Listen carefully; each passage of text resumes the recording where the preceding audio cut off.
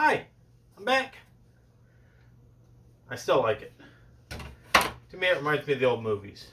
And it just seems like a good way of introducing the next episode of Dad's Train Room. So far, I guess this is about week 8. And we've been pretty good about getting one out a week.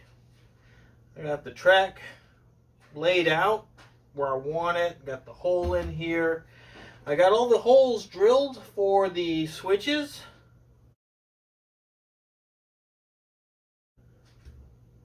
We're going to nail it all down today and make sure it's all right. But here's something.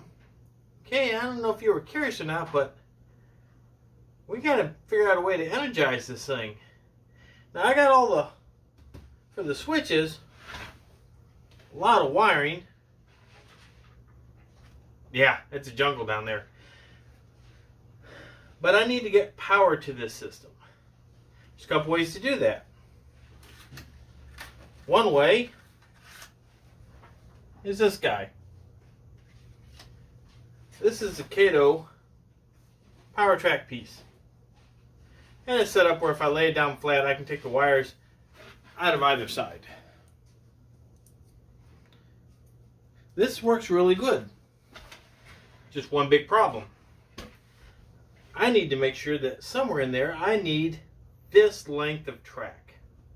So in some ways it kind of limits me. But there is another method.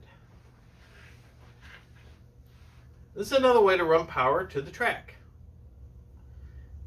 These little guys up here, if you can see those, these are the joiners for the track.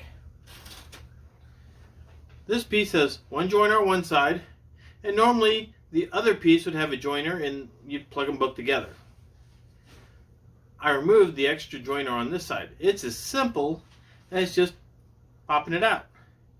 Now, I can take these pieces and just pop them both in place.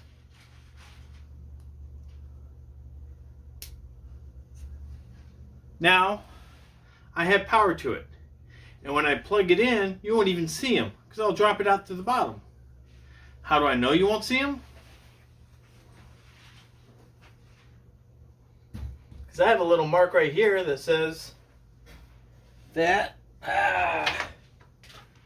that's where I had the power going in. All I need to do is make sure that I have the power on this side of the switches. Because when I switch them, if I put the power here and I have this one switched off, the power will be turned off to the rest of the track. That's why the power is out here. I like this method better because of the versatility. I can drop power pretty much anywhere I want. Works out well. Now let's get down to the nitty gritty of it all. Start getting this thing actually laid in place the way it was meant to be. Hi. Here's what I got going on. Laying down this section here. I'm just doing the straightaways. I want to make sure I get them straight. I know all this was going to line up because it worked well on the computer layout I did. I have my jig and I set up the first row when I nailed it down so it's nice and straight. Now, I'm going to use this row when I set up the other rows. Easy way to do that is just grab another piece of track. I'll show you.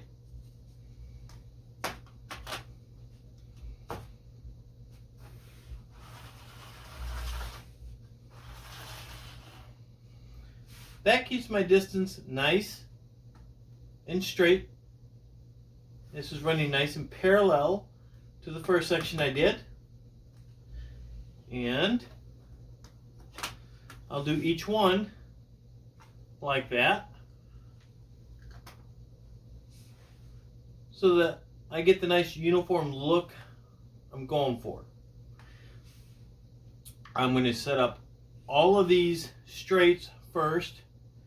I have the curves laid out there But I haven't nailed them down yet. I just want to get this right, and then I'm going to build off of it.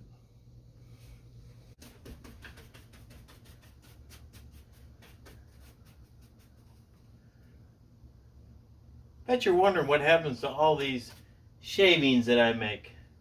Well, some of them go straight through, all the chips and that, right down to the floor. I don't even have to worry about cleaning them up here. The rest I just kind of brush to the side. And for the mess I make on the floor, well, don't worry, I got that covered. Let me show you. Alright. As you can see, we're cleaning up after ourselves. Isn't that right, Linus? What part of having a train table is fun? This part. It's good to have kids. Missed one. Woo! Alright. I have my straights done on the other side. Now it's time to get this complex spider web part done. I want to make sure this is nice and straight. I still have my curves hooked up. And I'm using a straight edge here, right up against the edge of the track, to make sure that my track is nice and straight. I get this backbone straight, and I use a similar technique with the roller for the rest of my straight lines. And, like I did over there, I can use section of track, I can put it in here, put it in here, and I can get all of this lined up nicely. It's looking pretty good. Looking over the train yard, it's looking pretty good. I like it. Pretty much what I wanted. It never goes exactly like you want, but I'd say I'm pretty happy with it. Now, when we're building this, I added a couple of switches, and this one just kind of looks like it goes to nowhere. I had a plan for that. Something a little special. See, my eyes aren't quite what they used to be, and it's very difficult for me to put the train cars on the track. Don't see it so well anymore, and it gets a little frustrating when I have a problem getting the wheels actually on there like I'm supposed to. So my train yard is going to have this. Think of it as a type of funnel for your train cars. I'll show you. Plan is, I'm going to put this right on the end here. I'm thinking I'll probably glue it in place. Then I take my train car, just put it where the wheels are inside, and they're in there correctly the first time, every time.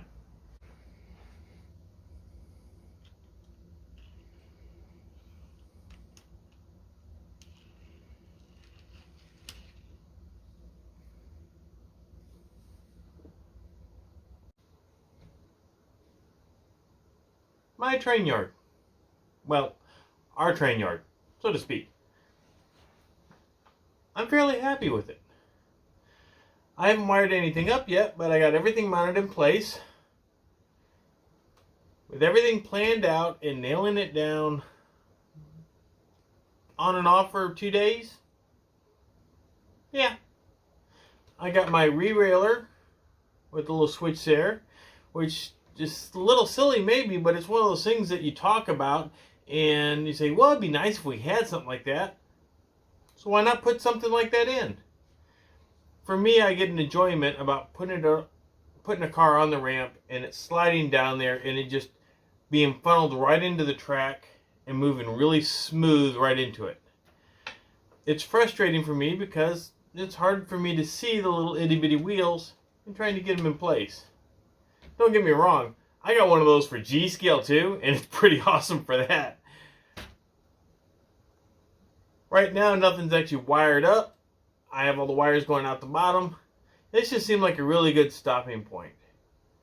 But if you're worried that I'm not going to be able to enjoy my train yard because it's not wired up yet, don't worry about the switches. Every one of the switches has this little lever on the side where I can manually switch it, and I can still enjoy running trains through the yard. Back and forth, trying out my uncouplers, magnets. I'll find a way to have fun. Trust me. This is fun. Till next time, please everybody have a blessed day, blessed week. Have fun with your life. I will see you on the next episode. Goodbye.